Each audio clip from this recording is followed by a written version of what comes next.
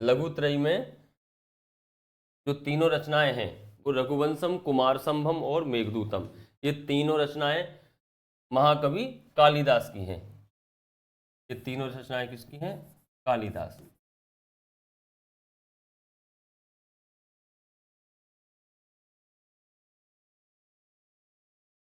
ये तीनों रचनाएं महाकवि कालिदास की हैं।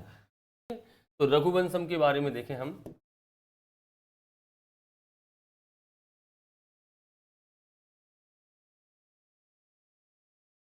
रघुवंशम महाकवि कालिदास की कृति है। ये तीनों हैं, ठीक है, तीनों कृतियां किसकी हैं? महाकवि कालिदास।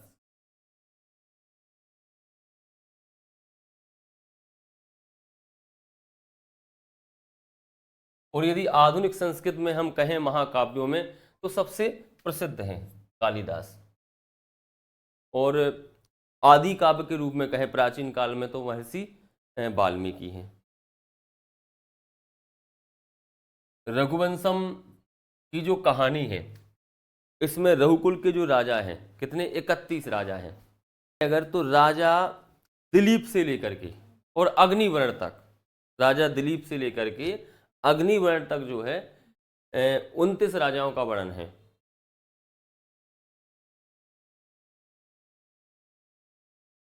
इसमें सर्ग कितने हैं? 19 हैं। 19 सर्ग हैं इसमें। 1569। पीएचडी वगैरह रिसर्च होती रहती है, ठीक है ना, तो उसके हिसाब से वो अपडेट होता रहता है। तो 1562 श्लोक या 1569, एक का अंतर है, ठीक है। इतने इसमें जो है श्लोक हैं। तो 19 सर्ग हैं, इसमें 19 राजाओं का वर्णन है। अब जो 19 राजा हैं उनका भाई विस्तार से वर्णन है, बाकी नाम आए हैं। तो 29 राजा और 31 राजा इनके केवल क्या है? नाम मात्र आए हैं। लेकिन जो 19 राजा हैं इनका विस्तार से वर्णन किया गया है इसमें, 19 राजाओं का। इसमें पहले जो श्लोक आया, वागर्थ परमेश्वर, वागर्थ विव संप्रक्तौ वागर्थ प्रतिपत्तये जगता पितरौ वंदे पार्वती परमेश्वरौ। ये पहला श्लोक है इसका। हाँ, मंगलाचरण, क्योंकि वो परंपरा है सनातन की, जब हम किसी कार्य को प्रारंभ करते हैं तो सबसे पहले क्या होता है? मंगलाचरण। और मंगलाचरण ही क्या है? पूजा है, स्तुति करना, वंदना करना। तो हर ग्रंथ में जो है सबसे पहले मंगलाचरण मिलेगा। प्रथम सर्ग में जो है पुत्र प्राप्ति के लिए दिलीप और सुदक्षिणा का वशिष्ठ ऋषि के यहाँ जाना, प्रथम में, ठीक है ना। द्वितीय में जो है नंदिनी गाय की सेवा है। तृतीय सर्ग में है रघु का जन्म, तृतीय में, और चतुर्थ में रघु की दिग्विजय। पंचम सर्ग में उनकी दानशीलता का वर्णन, और षष्ठम सर्ग में जो है इंदुमती स्वयंवर। फिर सप्तम में जो है अज का युद्ध है, और अष्टम में जो है अज का सिंहासन रोहण है, दशरथ का जन्म है, ये अष्टम में है। तो इसकी हम क्या करें, वो बना दें, फोटो खींच के डाल दें, ठीक है। इतना ही लिखें, हम ज़्यादा ही लिखें इसमें। इंदुमती वियोग भी है अष्टम में, अज विलाप है, और नवम सर्ग में जो है दशरथ का आखेट आदि का वर्णन, शिकार। और दसम सर्ग से लेकर के 15वें सर्ग तक जो है राम कथा का वर्णन है। जो दशरथ के पुत्र हैं राम, उनकी कथा का वर्णन देखो आप। 10वें सर्ग से 15वें, यानी 6 सर्गों में केवल राम कथा का वर्णन है। 16वें सर्ग में देखें अगर, तो 16वें सर्ग से 19वें सर्ग तक लवकुश से लेकर अग्निवर्ण तक का वर्णन है। 16वें से लेकर के 19वें सर्ग तक लवकुश से लेकर के अग्निवर्ण का। तो ये सामान्य है, बहुत आराम से याद हो जाएगा। कालिदास को रस सिद्ध कवि, इसमें वीर रस की प्रधानता है, लेकिन सभी रस हैं इसमें। जैसे आज और इंदुमती का जो विलाप है वो क्या है? वहां पर गौण रस है वहां पर। तो ये रस सिद्ध कवि है, कालिदास को रस सिद्ध कवि कहा गया। उस रघुवंशम में जो सूक्तियां आई हैं, प्रसिद्ध सूक्ति, तो माने कहना होता है, उक्ति माने कथन, सु माने अच्छा कथन, उक्ति का अर्थ होता है अच्छी बात, अच्छा कथन। तो इसमें जो प्रसिद्ध सूक्तियां आई हैं, एक तो यही लिखो, इस संदर्भ में भी हमने बताया है, यही है, इसके संदर्भ में हमने बताया है। प्रणव माने होता है ओम, क्या होता है? ओम, ठीक है। तो जैसे छंद में ओम का पहले प्रयोग होता है, ठीक है, साम मतलब गीत में, वैसे ही जो है रघुकुल की राजाओं का भी सबसे पहले नाम लिया जाता है राजाओं में।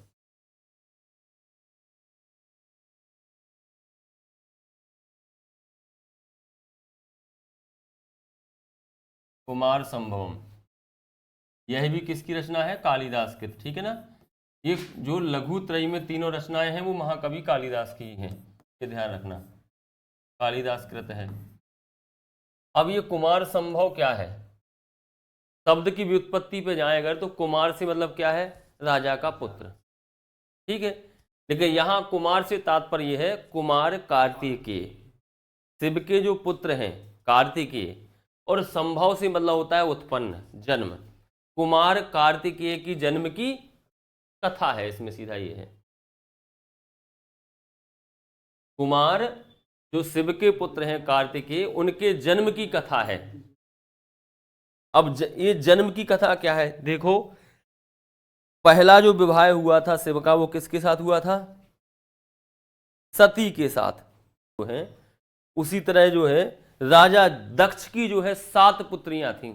राजा दक्ष की पुत्री थी सती, और सती का विवाह हुआ था शिव के साथ।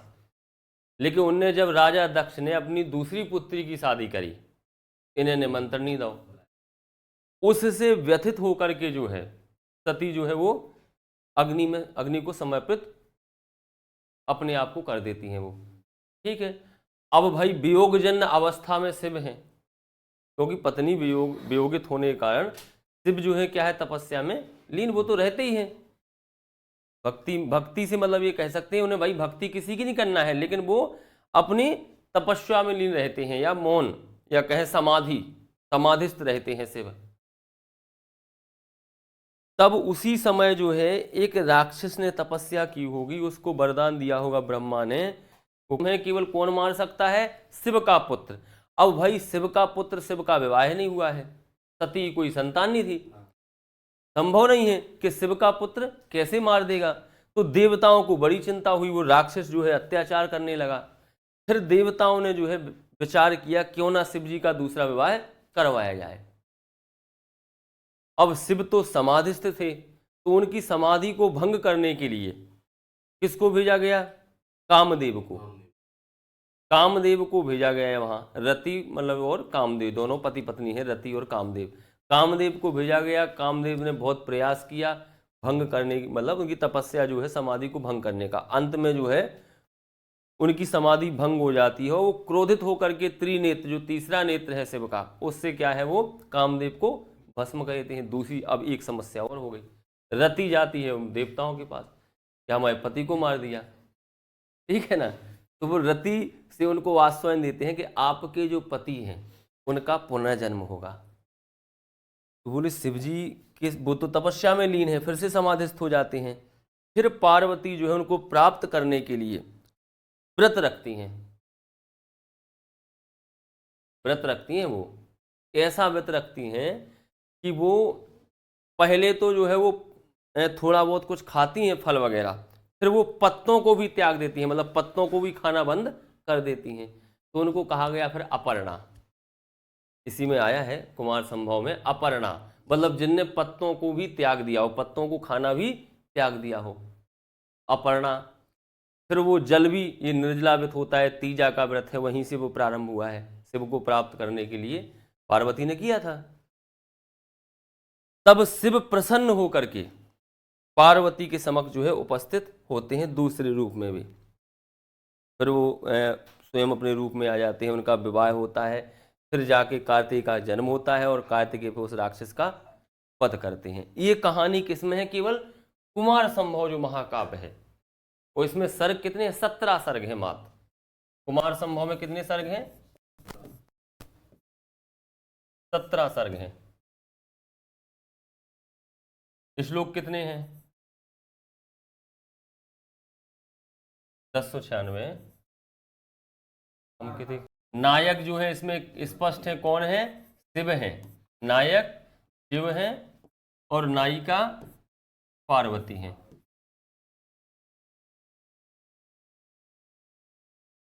हाँ, नायिका पार्वती। विषय क्या है इसका? कुमार कार्तिक का जन्म। कुमार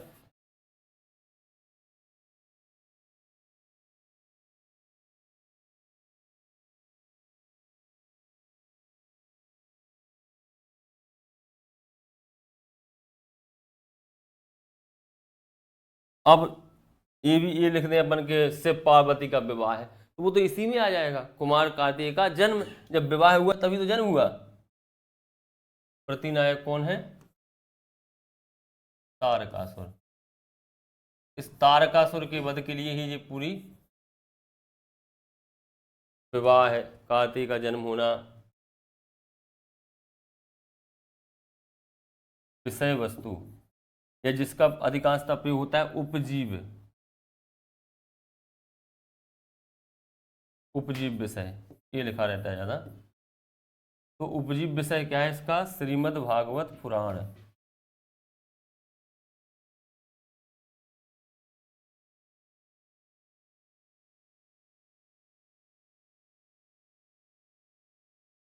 यहां से जो है इस महाकाव्य की विषय वस्तु महाकवि कालिदास ने ली।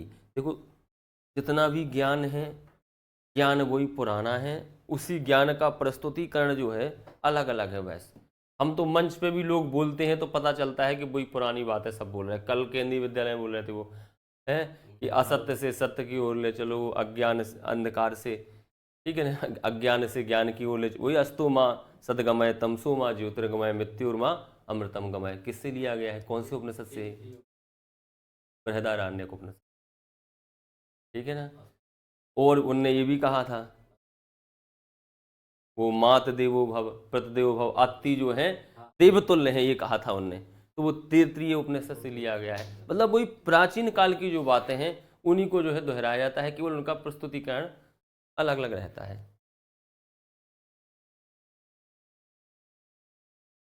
ये क्या है? खंड काव्य है।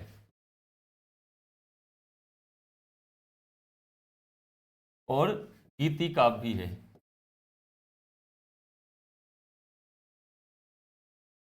इसको गाया भी जा सकता है। और ये मेघदूत खंड काव्य में यदि हम कहें, महाकवि कालिदास के 2 खंड काव्य हैं, एक ऋतु संहार भी है, उसमें सबसे अच्छा अगर है खंड काव्य तो वो क्या है? मेघदूत।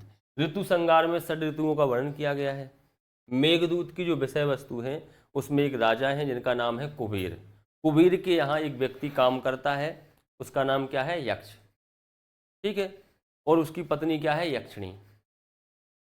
एक बार होता क्या है, पारिवारिक, या हम ये कह सकते हैं कि पति पत्नी विलासिता, यक्ष यक्षिणी की विलासिता के कारण जो है, जो यक्ष है वो सही टाइम पे जो है का है फूल नहीं दे पाते। कौन हो? कुबेर हो।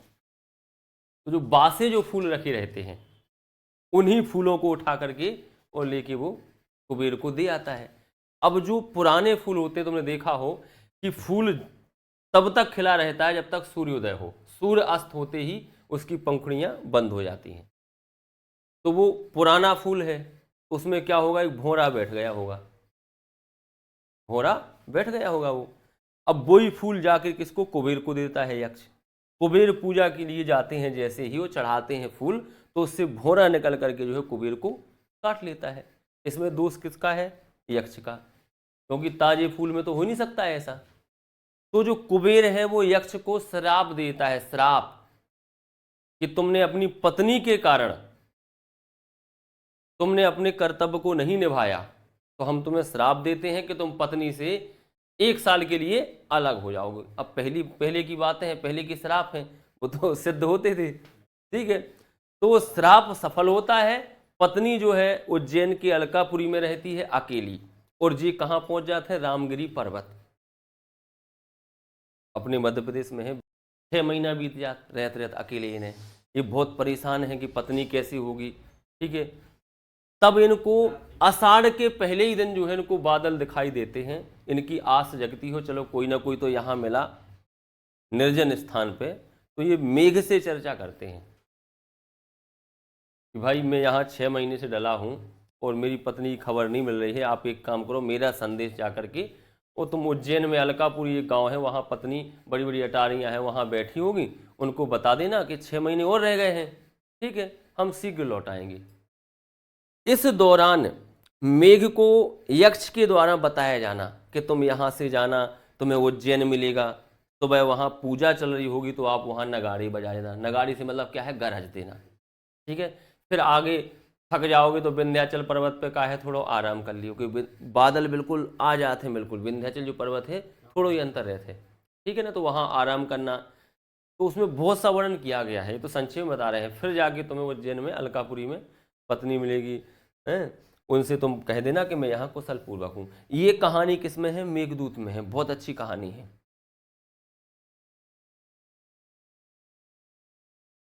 और उत्तर मेघ,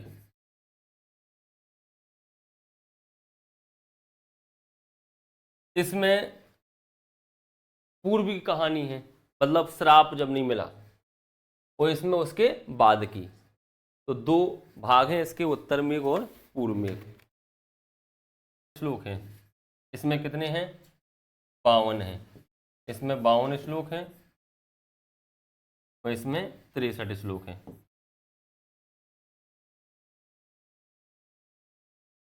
टोटल इनको जोड़ें अगर तो कितने हो जाएंगे, 63 और 52 115। टोटल कितने श्लोक हैं, 115। यही है, यही मिल रहा कि नहीं, 115 श्लोक है इसमें, ठीक। और वो कौन है, किन्नर यक्ष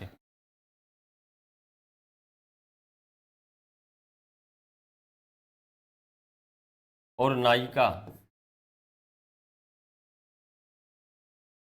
यक्षिणी।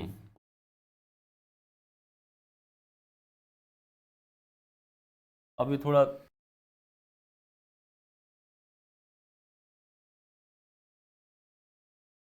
इसको विप्लव भी कहते हैं, पढ़ा है, विप्लम्भ जो है रस भी कहते हैं, वियुक्त श्रृंगार रस को, हाँ,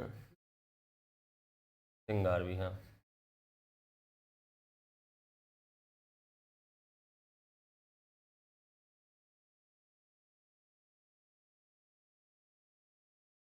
रामायण एवं ब्रह्म वैवर्त पुराण, ये कहानी जो है रामायण में भी आती है और ब्रह्म वैवर्त पुराण में। अब कहानी क्या है, मेघदूत के बाद तो यदि आप कहें तो बहुत से दूत काव्य बन गए हैं मेघदूत को की नकल करके जो है, क्योंकि नकल तो चलती है आज भी, प्राचीन काल में भी। तो ये अगर हम कहें तो इस ये काल्पनिक खंड काव्य है, इसमें कोई वास्तविक कहानी नहीं है, केवल रामायण से कैसे ले लिया गया है। रामायण में ये कहानी नहीं है मेघदूत की, ठीक है। इसमें दूत का लेकिन वर्णन किया गया, हनुमान जो है, हनुमान है ना, ठीक है, उनने दूत का काम किया था, कैसा, सीता की खोज लगाने के लिए। तो उस प्रेरणा से जो है महाकवि कालिदास ने क्या लिखा, मेघदूत। वही वर्णित स्थल जो है इसमें वो क्या है, रामगिरी पर्वत, जहां इनने 1 साल निकाहो, किन्ने, यक्ष ने। विंध्यावटी,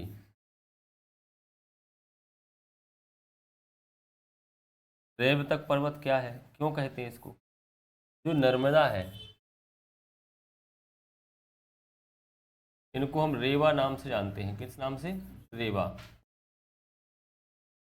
ठीक है।